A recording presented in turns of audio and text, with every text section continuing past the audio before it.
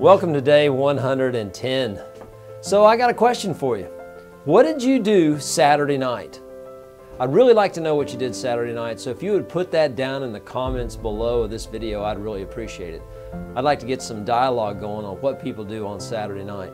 You know, when I was a kid, I used to think about, oh, Saturday night's going to be so great, you know, stay up late, sleep in on Sunday, all these great plans. Saturday night seemed to be like a focal point of my life. Saturday night, Saturday night. Didn't have to worry about going to school or going to work on Monday. Saturday night, big party time. And I did do a lot of partying on Saturday night, and I got into trouble on Saturday nights a lot of times.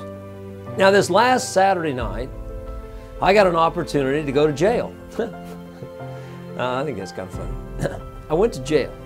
I got a phone call from a guy named Lincoln about a month ago. And he invited me to come to the Logan County Jail in Oklahoma to speak to the people that were incarcerated there. Now some people call people that are in jail or prison, they call them convicts, inmates, but I've learned that the people that are in jail are people of all different walks of life. You know, did you know that you can go to jail for driving a motor vehicle while you're intoxicated? And that you might stay there for a while because you don't have the money to hire an attorney or to hire a bondsman or to put up the bond to get out of jail? So there are all kinds of people that are in jail. And so I wrote down in my planner, I don't know if you have a planner, but I highly recommend you use a planner. I use a paper planner that I got from Stephen Covey, and I keep that planner for years. So I get one every year, and I continue to update the information that's in the planner. I schedule my appointments so that I know where I'm supposed to be at what time. So I had in my planner to be at Logan County Jail in Guthrie, Oklahoma, to speak with and to learn from the people that are in jail there. So Austin and I, we drove from Oklahoma City to Guthrie, which is about a 45 minute drive. We had a good time on the way up there, joked and laughed and so forth, and we got to the jail. Outside the jail were a group of volunteers that were waiting to go into the jail with us. And we went through the preliminaries, we got to meet the sheriff. It's always good, you got a choice. Do you want to be on the good side of the law or the bad side of the law? And you know, I want to be on the good side of the law. I've broken laws before, I've been in jail, but I don't want to go to jail as a resident or as an inmate. I want to go to jail to carry a solution to people's problems. I think most of the time we do things because we feel like we need to do them or we want to do them. Emotions run our lives. 90% of the decisions that we make emotionally. 10% of the decisions we make logically. Generally, those logical decisions we make are because we have an emotional reason to make those decisions, and then we're able to justify maybe 10% of those decisions with true logic. So when we got to the jail, we went through the process, we went in, and there were about 30 to 35 men that were there. This was just a men's facility, I think. That's the only ones they brought in. And so I shared with them about what I do to continue to have a productive life. And one of the things that I do is I read a lot. Now, many of you know I didn't start reading until I was 26. And the reason why I started reading is because I didn't have the knowledge I needed in order to be successful. Reading is not my number one activity. I don't enjoy reading as much as I enjoy having a great meal or going to a great movie or spending time with my family. I mean, I would rather actually probably take the trash out at the house than read a book. You know, it's hard for me to focus. Sometimes when I'm reading, I fall asleep. I got all the excuses that any of you have for not reading. But at the same time, all the books that I've read have given me incredible amounts of knowledge, which allows me to have an incredible life. Almost everybody that I've ever studied that is successful in life reads a lot. I saw where the Pope was on his plane flying somewhere, and they had a picture of him, and he was reading a book. I thought, I wonder what book that was that he was reading. And I was wondering if there's a way I could get my book, Mentor, the Kid and the CEO, for the Pope to read. Wouldn't that be cool? Have you written a book yet? I think it's really important to write a book. Zig Ziglar talks about writing a book. He says that write a book for yourself and for others. And when we write a book, when I wrote my book, there were a lot of thoughts that went through my mind. And I thought about, what do I want my future to be like? Okay, this is my history, this is the things that I've done, but what do I want my future to be like? And so I started writing goals down and started dreaming and having vision about what I want my life to be like. I was at the county jail for about an hour and a half with Austin, and we had really great dialogue with the people that were there. One of the guys that was there 20 years ago worked at Pacebutler Corporation. His first name is Kevin. And Kevin worked at our company for about 4 or 5 months, 20 years ago. And he was on the right track to success. But then he allowed certain high-powered drugs to get in his way, and he lost his vision and he lost his hope for the future. And so for the last 20 years, Kevin's had some success, and he's had a lot of failure and success and failure.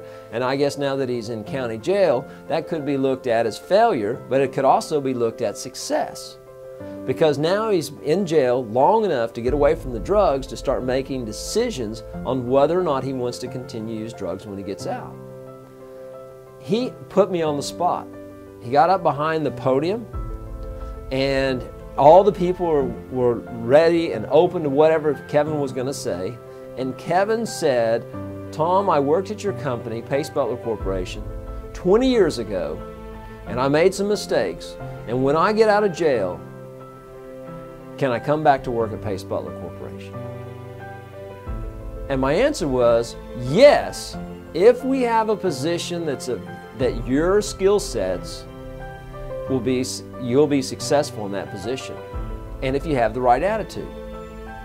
We can have the skills to do a job, but not necessarily have the right attitude.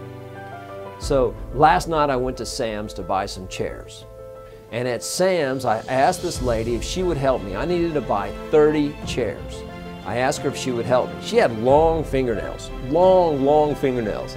And when I asked her, "Can you help me with the chairs?" she said, "You mean lifting chairs?" She said, "Nope, I'm not lifting any chairs." I said, "No, I just want to see if you have this many in stock." She gave a sigh and she was not really excited about, I was buying 30 chairs. Now, that's a pretty good sale, but she didn't really care. Only thing she wanted, she looked at her watch and it was about 45 minutes before closing time, and she did find out if they had 30 chairs, and she said they did not. And she was really kind of excited that they didn't have the chairs. I asked her if one of the other stores had a chair. She kind of hesitated, really didn't want to look at the other place to see if they had chairs, but she did, and I found some chairs in Midwest City, which is about 10-15 miles away from where I was at. So I drove, kind of exceeded the speed limit a little bit, got there, found out they had chairs, loaded the chairs up in the pickup truck, but I'm not really good at tying knots. So I got about 1 mile away, 2 miles away on the highway, and one of the brand new chairs flew off the back of the pickup. So I pulled off the side of the road, walked back, picked it up. The box was cremated. I mean, it was bad shape, but the chair was still in there, so I picked up the box, took it back to the truck, loaded it on, retied the knots, drove slower, made it home, made it back to the office, got everything done a little after 9:30. Winners take action. If you have an idea, take action on it and stay committed. Have an idea, take action, and stay committed. We do not get graded on our thoughts. We get graded on our results. People decide whether or not and we do the same thing. We decide whether or not we're successful by the results that we get, by the actions that we take. I'm reading a book right now called Start With No by, I believe his name is David Camp, C-A-M-P. I didn't really like the beginning of the book. It says that win-win negotiating is a loser's way. I have been a kind of person that I want win-win. If I'm in a situation with you, I want you to win and I want to win. And Stephen Covey talks about or no deal. Win, win, or no deal. Sometimes it's a win-lose For instance, can you see on the basketball court, you got to have a win-lose. The Thunder's got to beat their competitor. It's got to be a win-lose. It can't be a win-win. There are situations like that, but there's a lot of times in life that we can actually go for win-win. I was kind of closed-minded when I first picked up his book, and then I continued to read it because it was recommended by Chris Voss, the guy that wrote the book Never Split the Difference. I didn't like that title either, but I've learned a ton on a higher level of negotiations from these two books. So I recommend if you're alive and you can fog a mirror, that you probably ought to consider reading these two books. Start with No and Never Split the Difference. What did you do Saturday night? Why don't you put down in the comments below what you did Saturday night? I'd like to know, I'd like to get some dialogue going. And please share this video with other people. Have you ever considered visiting someone in a jail or a prison? Have you ever considered visiting someone in a hospital? Visiting someone in a homeless shelter? The more we give, the more we live. The more we help other people, the better our lives get and the better their lives get. Winners take action. Thank you very much. I look forward to reading your comments about what you did on Saturday night.